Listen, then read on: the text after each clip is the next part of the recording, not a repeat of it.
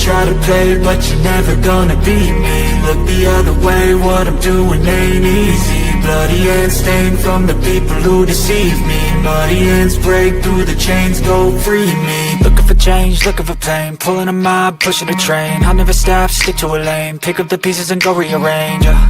I'll be the best above all the rest, put me to the test and expect nothing less, you check as I'm chess, what's happening next, yeah. He got the venom, a tangible weapon, no coming in second. This life is a lesson, he got a new engine from pain, that's a blessing. New focus, no guessing, just bold and obsession. All in his possession, you got their attention. I'll leave an impression and take your redemption. Just kill no discretion, your mind is a weapon. 11-11, it's time for progression, You could try to play, but you're never gonna beat me. Look the other way, what I'm doing ain't easy. Bloody hands stained from the people who deceive me. Muddy hands break through the chains, go free me. People like sheep move feet, hurt it easy. You don't wanna be fast asleep when they scheming. Better stand tall, ready for a fight, believe me. When they try to change, you can say no, free me. So he's been looking for somebody who could save him, instead of searching inside for what they gave him.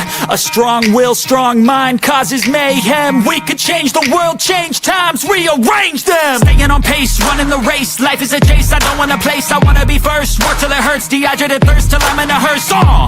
High ambitions and the right mind can take you so far. It's like you lived a few lifetimes. Take off from a break off from the weak minds. They can stay soft, you can change lives, you create thoughts. Never waste time, you got one shot, you got one life. Better pop off, what do you like? Make a dream job, no 9-5, no mean boss. Just my life and free thoughts. You could try to play, but you're never gonna beat me. Look the other way, what I'm doing ain't easy. Bloody hands stained from the people who deceive me. Muddy hands break through the chains, go free me. People like sheep move feet, hurt it easy. You don't wanna be.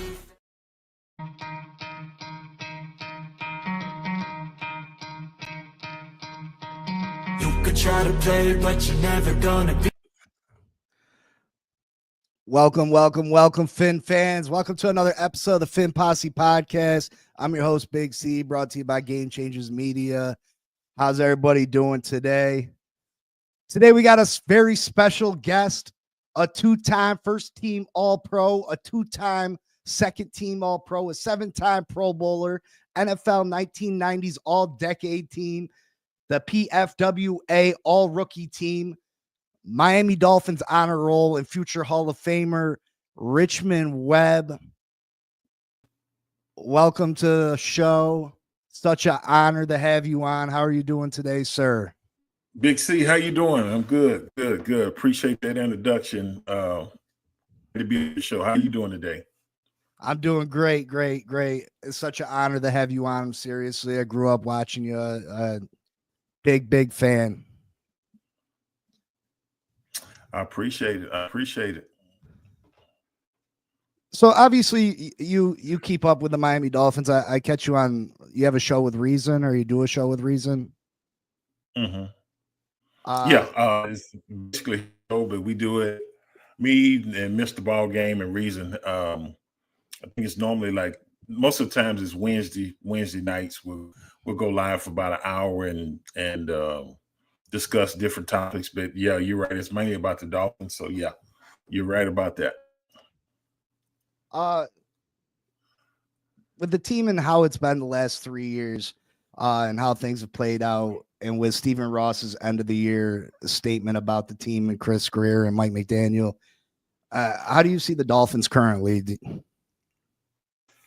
Definitely had some issues. I don't think anybody was happy with the way the season ended. I think not only the Dolphins, but I think the fan base really had high expectations, making the playoffs. And we thought this was a year, especially in my opinion, that we would challenge for the division with Buffalo. But, injuries definitely play a part. And then, other factors. But we definitely didn't meet expectations, not only in my mind, but in I think their minds. I think they knew they were a better team than what displayed. Once Tua got hurt, and we lost several games that could have easily, went the other way if we do certain things. And that was a little disturbing. But I would say it was a disappointment because with the talent and stuff we had and the way that, the way we finished the season, I don't think anybody was happy about that. Yeah. I go through it with people all the time because I think that a lot of people are like, oh, we got to tear it down. We got to cut Tua, even though we just signed him. I feel like the biggest thing for him is availability, and it's hard to build a team around someone you can't rely on. But people don't, like, you were an offensive lineman, one of the greatest of all time. People don't put enough emphasis on how big a deal the offensive line is. And I keep saying, we've given Tua all these pieces. We've given him the Tyreek Hills, the Jalen Waddles, the fancy pretty pieces, but we've yet to give him a really good offensive line. And I think that the Philadelphia Eagles in this year's Super Bowl showed what a really good offense and defensive line can do for a team. And I just, people don't understand that. And they're like, well, he has such a quick release. Well, the running game, the offensive line affects the running game, which affects the passing game. Do you feel if we rebuild the offensive line that this team will be way more successful and be able to compete in the later months of the year, the December and the colder weather? I wouldn't say rebuild, but I think the offensive line definitely needs to be addressed. That was kind of one of my concerns last year, before the season started. Like you said, we have all the speed, all the skill positions, outside, but, with Teron Armstead, I thought at tackle we were set. And then we drafted Patrick Paul, which I thought was the future of, when Teron decided to hang it up, that, he would be that piece to step in at the left tackle. So I like what we had at tackle. I thought we needed to upgrade, possibly in the middle, maybe a guard or two. And not only that, but also providing some quality depth because, we lost guys in the interior. And when you lose guys and it's a drop off, that affects as well. And so we ran the ball, but we couldn't really run as effectively as I think we could have if we would have had, a solid offensive line. And, once a team kind of figures out that they can kind of force you to the outside and you can't really mix it up like you want to, it makes you one-dimensional, and it probably made us depend on the passing game a little bit more rather than having more of a balanced attack. And so definitely, I think we've definitely got to add a few pieces. And I think just listening to Chris Greer, the general manager, at the end of the season, I think he knows that we've got to address that as well. And then, as far as Tua, injuries happen, but I think he's got to learn to play smarter to where don't take unnecessary chances. And I saw him do that a few times in the season. And you don't have to prove, you're tough or whatever. Get down, protect yourself, because by now you should see the last couple of seasons when you go down, it really affects not only the offense, but the production of the team. So I think that comes with maturity. I think recognize that. And then I think the last thing, since we're on the subject, kind of bring in a good quality, backup, whether you draft him or somebody that rather than, bringing them in or trading for them or whatever, bring them in where they can really get acclimated to the offense, that in the event that something happens with Tua, it's not such a drop off, or, you've got to kind of tweak the offense to kind of cater to this guy's strengths and that. Try to find somebody that similar, maybe not exactly, but can be efficient as well running the offense in the event that, Tua's out for 2 or 3 games. All right. Is there anybody in the draft or in free agency you'd like to see Miami add as far as offensive line or quarterback? I hadn't really got into the draft. I do agree with you, Big C. It's definitely, I would be happy to see if we took like maybe an offensive guard or a guy that could play guard and tackle in the early rounds. I think maybe we might need a defensive lineman, tackle or whatever. Not sure what Calais Campbell's going to do, but he was a huge addition. But Absolutely. He's an older guy. And, you got to look at that. So if he wants to come back, I'm fine with it, because the way he played and conducted himself, he was there the whole season. But at the end of the day, the clock's ticking, and you've got to every so often you've got to add players. And we lost Christian Wilkerson the year before, so we got Zach Sealer there, but we need to add somebody else to start grooming him to play in there. So, like you said, offensive, defensive lineman, that would be my first priority. And I think Chris is thinking the same thing. I think possibly it wouldn't surprise if we took an offensive lineman, with our first pick, but we just have to wait and see.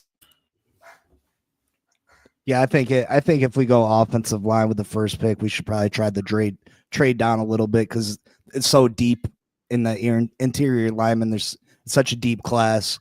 What would it cost for you to come back? we need a Richmond Webb on the line. Richmond Webb and a Keith Sims. That would be very limited play. I mean, I didn't just spray paint this hair on my head and came on your show. It's been this way for a little while, and it's a reason that way. But I tell people all the time, you don't the mentality or the psyche part of the game. You don't lose that, but physically, you just can't compete with these young guys. They show you up pretty quick, and I'm honored. People say that, but realistically, I know I can't play with these. I'm old. I'm almost 60 years old, so it sounds good, but yeah, you can't rewind the tape. But thank you, I appreciate that. That you talk about the mentality. There's a lot of rumors that this team is soft. Do you see that? I wouldn't say soft. I would say undisciplined at times. So I gave an example of Calais Campbell. If you look at the way he played and conducted himself, he was consistent. That's a consummate professional. But I think at times some of the things that we do to hurt ourselves, whether it's unnecessary penalties, jumping off sides, stuff like that, that's going to happen from time to time. But I thought at times it was unnecessary and excessive, that normally you shouldn't continue to make those plays, and especially when you hurt yourself, it hurts out, especially it hurts you because either it can, if you're on offense, it can help stop you from getting the first down and continuing to drive. And if you're on defense, you could have the offense stopped, and now you give them a first down and they continue. So it's just those little things. I think the mental errors or whatever, I think that was concerned, that we need to be more disciplined and not do things to beat ourselves. And I think that'd be a huge, but I think we can be more disciplined than what we were last year. There's a lot of talk that Mike McDaniel's too much of a player's coach. Do you think it's too late for him to come back from that? And your thoughts on Tyreek Hill? A lot of people say that he needs to go because he quit on the team because of the antics. They're sick of it, but he's the best player on this team. And to be honest, we're not going to get any real value for him, and we still owe him a bunch of money. What's your stance on that? Do you feel like someone that's been in a pro locker room, that someone that's doing the things that Tyreek Hill does, or someone that's quit on his team on the second half of a game that was meaningless? Regardless, he quit on his team. You know what I mean? Yeah. As a player, how would you feel about I think a Tyreek Hill situation? Yeah, and it happened a few times. It wasn't just Tyreek. I think it was an issue in Baltimore, and I think with the 49ers, they had maybe not the exact same circumstance, but basically something similar. And I think as your team, you got to look at it when you're considered. I put a bigger onus on you when you're considered one of the leaders, right? And you're setting the attitude, and a lot of the young guys look up at you as the example that you're setting. And when things get tough, you normally look to the best players and this and that. And so it definitely wasn't a good look. I didn't like the antics in that last game where it was kind of came out exposed that he decided he wasn't going in the game. It wasn't an injury. And I guess since I played the way we did it, if I got hurt or whatever, the first thing they do is they gonna inform the coach, hey, Richmond's not available anymore because of this and that, and then you're looking for a player request, and then you can find out that that's not a good look. I mean, I like Tyreek. I think he's one of the best receivers in the game, but just not a good reflection. And I'm sure a lot of his teammates wasn't happy about that. Can they resolve that? Possibly, but I guess the thing for me is, what if we go through another rough patch and you get upset? Are you going to handle it the right way, or are you not? So I don't know, and I don't know Tyreek, but I think the teammates do. I think Coach McDaniel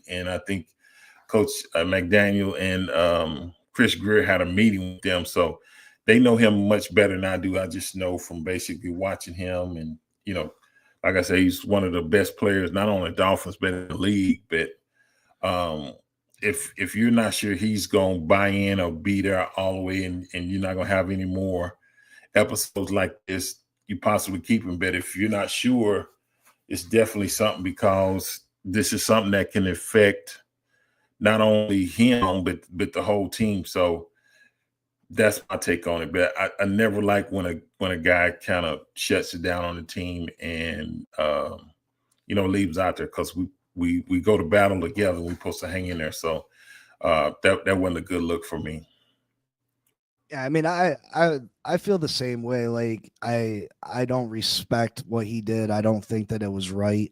I just don't see that a Chris Greer, Mike McDaniel, in a year that they're possibly on the hot seat, getting rid of Tyreek for little to nothing in return, and still having to pay that large contract to him. They're just they're in a tough spot, and there's a 4th round draft pick's not going to replace Tyreek Hill. Now, I mean, if he's that big a locker room nuisance, then I guess you got to do what you got to do, but they're just in a rough spot. Yeah, if he's not going to buy in, be all the way, I think the thing is not about getting all the value that you possibly could get out of him. Is how is it going to affect the rest of the locker room and the other guys on the team? And if somebody's not bought in, that's not a good thing. And sometimes you got to take it on the chin. You make a mistake, but you don't say, well, because we can't get our own money, we can't, move this guy or whatever. Sometimes you gotta take the loss, and taking the loss, sometimes it makes it better. And that's why I say I don't know how the meeting went between those three, but hopefully it went and they came to some solution to where they all feel comfortable that this will never happen again. But if you're not, I think it should be addressed this offseason. But like I said, I don't know. I just know he's a great player. But then when that comes out, I wasn't happy about that, because I'm like, when you're a leader, you're held to a higher standard, and guys are dependent on you. So I'm sure they'll work it out. But yeah, we just have to wait and see. Yeah, definitely. I mean, he said all the right things at the Super Bowl, I guess, but Tyreek's such a troll that you don't know what's genuine with him. I mean, he says he wants to be here. He says that he was just frustrated, and I mean, I can understand that part. I mean, he played all year with an injury, so you want to give him the benefit of the doubt. It's just he's so flip-floppy and such a troll that it's hard to know when he's being legit and being serious. Yeah, like you said, and a lot of guys, when you know you're not 100% healthy, going out there to compete for the team, guys look at that, and I'm sure a lot of his teammates know that. So hats to him. I'm not here to beat up on him or whatever. It's just, the last. Most people look at the last thing, not what transpired before that, and so that's the last thing that was on our mind. But like you said, at the Super Bowl, I think he was frustrated, and I think now maybe he had to go through something in his career like this. I don't know, but typically as you get older, you're a veteran, you kind of expect things, and he was on a deal. He might have got 1,000 yards this year, but it's a lot of things that he had been on a roll where he almost hit 2,000 the year before. So He's been really, really productive. And then when you can't, if you feel like you're not being utilized the right way, a lot of times you can get frustrated. So hopefully, like you said, once that game was over and he kind of had time to think about it and met with them. I'm like you said, I'm hoping everything is a-okay and he's good to go. But I remember when he first got here, they were saying how hard of a worker, and he was a leader as far as coming from Kansas City where they had one. He was a great addition to showing guys, the type of work ethic and this and that. And then to see what we saw last year, that was a little bit disappointing. But like I said, I'm sure Chris Greer and Coach McDaniel, like I said, they know him much better than I do. And whatever they come to, I got to trust them because I'm just an outsider looking in. I live in Texas and I don't really know him, but I know he's a hell of a player. But you can't have that on the team if you're not going to buy all the way in and compete with everybody. That's not good, regardless of who you are. Absolutely. Well, enough with this team. Let's some questions I got as a fan of Richmond Webb. Who's the toughest player for you to guard? Who's the toughest player you ever lined up against? Man, he's probably right down the street from you. You up there in New York. Bruce Smith. Yeah. It was just, man, I get asked that question, but I don't get tired of answering it because, it's the truth. And it was I think it was kind of good for the rivalry because, it's always been Buffalo and the Dolphins. But yeah, for me, without question, Bruce Smith was the toughest guy. And, people talk about the sacks and stuff like that, but, he could play the run just as well as the pass. And so, what you a couple plays off and say, all I have to worry about him, just rushing the passer. He was a complete player. And I think a lot of times people focus more on the pass rusher he was. But yeah, he was definitely, I put him and Reggie White in a different class. And I always tell people I'm glad Reggie was on the opposite side. But yeah, those two guys there were unbelievable. But yeah, that's the toughest guy I had to go against year in, year out. Did you ever have to match up with Reggie? I know he was on the other side, but did you ever match up with Reggie? I think a couple of plays in one of the Pro Bowls, and the only thing was we had like 3 left tackles. So every so often somebody had to go play the right side. And I did okay, but I didn't feel comfortable over there because everything's awkward. But I was just happy I kind of survived over there because, just a couple of plays in the Pro Bowl, but other than that, no, I hadn't. Bruce was enough for me, so I didn't need to see both of them. So he was enough for me. Your greatest teammate ever? I know that's probably a hard question. Yeah, that's hard. As far as learning, probably Dan, Mark Clayton, Mark Duper, those are guys I looked up to when we first got there. And then, of course, Keith Sims, we came in, we was first, second pick, and then, had the type of success we did. And, we're good friends. And, I really got along with all of my teammates for the most part. But those guys are probably, really, really special because when you first come in the league, you really don't know what to expect. You want to work hard. You want to prove, I was a first round pick. So you want to prove you're worthy of the draft selection and this and that because the is this guy going to work out? Is he a bust or whatever? So, you have a work ethic. But when you see guys like Marino, Duper, and Clayton, the way they used to work and practice, and, they was in their 7th, 8th year, and you see them still competing at a high level, it kind of shows you that if you're going to have longevity in this league, this is what you got to do, and not just this year, but every year. So I didn't try to reinvent the wheel. I just said, okay, if this is what these guys are doing and they've had this much success, then I need to just pay attention to what they're doing, and that's what I did. How intense was Dan in the huddle? He was a super intense guy. Yeah, for the most part, I think at times if game went on, or if the game was close, or if especially 2-minute, stuff like that. If it was a drive that we had, it was going to be a difference in winning and losing the game. Yeah, he went up another level. He was intense, and it took a little. Once you play with him, because he was so intense that if you hadn't played with him a lot, personally, that you thought he was getting on you, but it was almost like trying to get everybody else to raise their level of play, to come together, get the touchdown, the field goal, or whatever we need to, come back and win the game. And it was just his will to win. And once you figure that out, you was like, okay, he's in his zone. Let's go, because he's ready to go. And you can kind of see that, things would change. And if we played against Buffalo, or like we played like Jim Kelly or Elway Montana, those type of guys, you know what I'm saying? Yeah.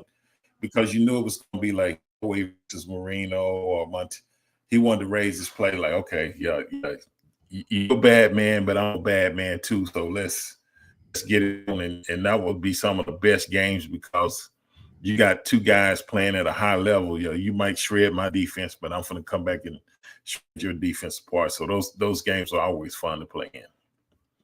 I mean, you've seen him firsthand. Do you think anybody was better than Dan, or?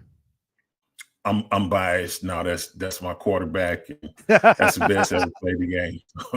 I keep it simple. I don't play around with. I've seen some really good ones, great ones, but yeah, for me, yeah, I tell my kids that's my dad.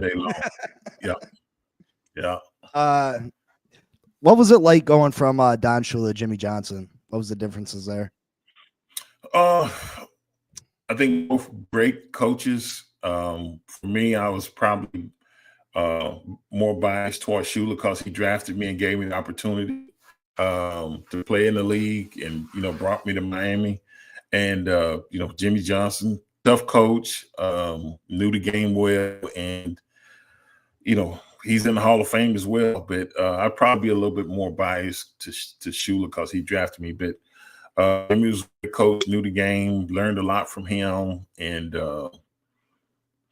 that was it. And I kind of called, you hear a new coach coming in, a lot of times, like you said, they want to make changes and this and that. And so guy I played with in college had played for him. It was like, he said, no, man, you're not going to have no problems. He said, as long as you just go to work, do your job, you're not going to have no problems. You're not one of those type of guys that cause problems. But, you can always make a call, especially when you don't know how a guy is. You're just trying to figure out everything. And that's what he told me. And it pretty much rang true. So, yeah, I just tried to do my job. And I conducted myself the same way, kind of under Shula, as I did him and Wanstead. It was just, it's all about being professional. And once you learn how to do that,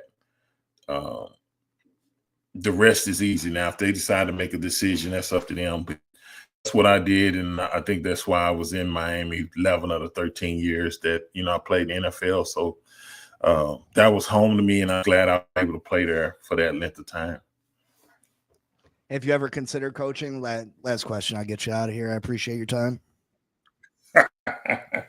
People say that, I thought about doing a little scouting, but man, coaching is I respect the guys who do it, but even on the high school level, I think it's more time consuming than being a player, as far as getting the game plan and preparation and getting guys ready. And no, that ain't me. I never thought about coaching, but I thought scouting, and but I changed my mind. So no, I support the guys that that I know that's coaching now, that's doing a great, tremendous job, that either played along the time I did or maybe a little bit after. But I love to see former players the opportunity, and I think they do a great job. Most of the time is relating to the players because they've been there before. So but for me, no, it was too time consuming.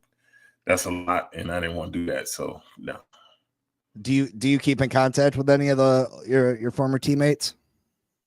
Yep, I do. Tim Bowens, Keith Sims, a lot of them on Facebook, social media. I just did George Teague's podcast. Was it last week? So yeah, reach out and touch base, and then I normally come back down to Miami for alumni weekend. I get to see a lot of them, and you get to listen to the stories, and think about it, as you get older, the stories get better and better.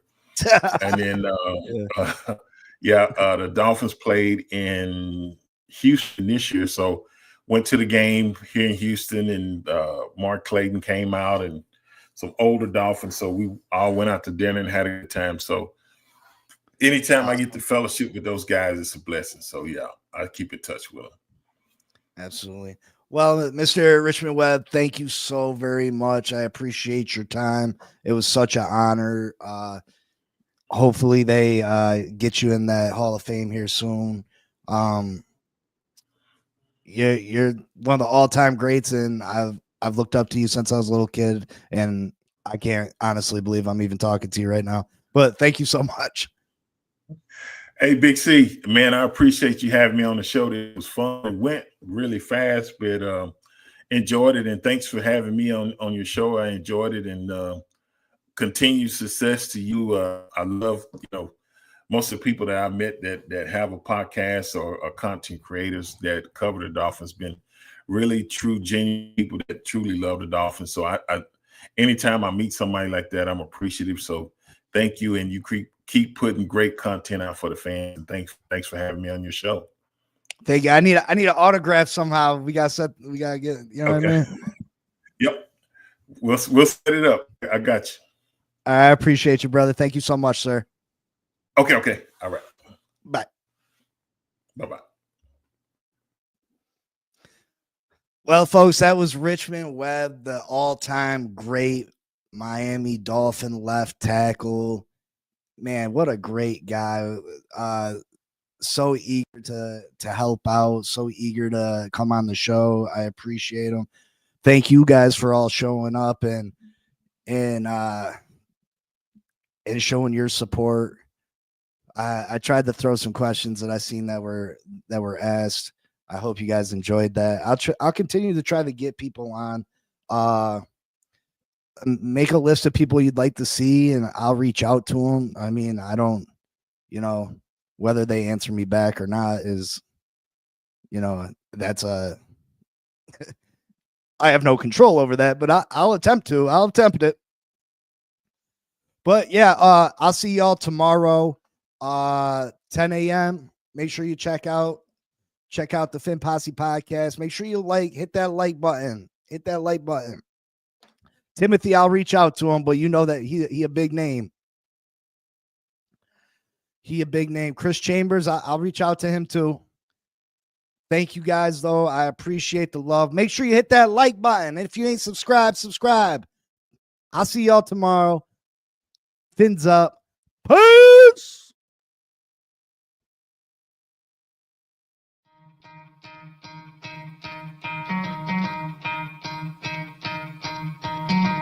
Try to play, but you're never gonna beat me. Look the other way, what I'm doing ain't easy. Bloody hands stained from the people who deceive me. Muddy hands break through the chains, go free me. Looking for change, looking for pain. Pulling a mob, pushing a train. I'll never stop, stick to a lane. Pick up the pieces and go rearrange. I'll be the best above all the rest, put me to the test. Expect nothing less, you check as I'm chess, what's happening next, yeah. He got the venom, a tangible weapon, no coming in second. This life is a lesson, he got a new engine from pain, it's a blessing. New focus, no guessing, just bold and obsession. All in his possession, you got their attention. I leave an impression and take your redemption. Just kill, no discretion, your mind is a weapon. 11-11, it's time for progression, You could try to play, but you're never gonna beat me. Look the other way, what I'm doing ain't easy.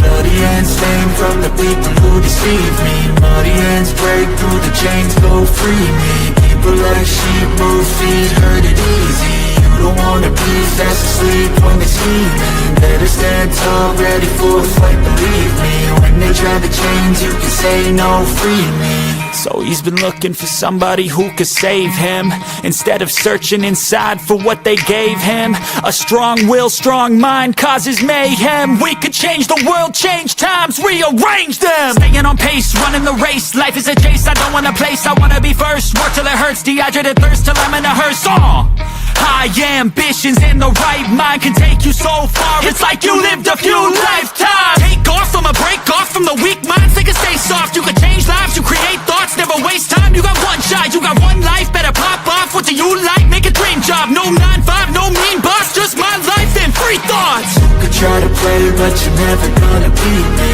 Look the other way, what I'm doing ain't easy. Bloody hands stained from the people who deceive me. Muddy hands break through the chains, go free me. People like sheep move feet, hurt it.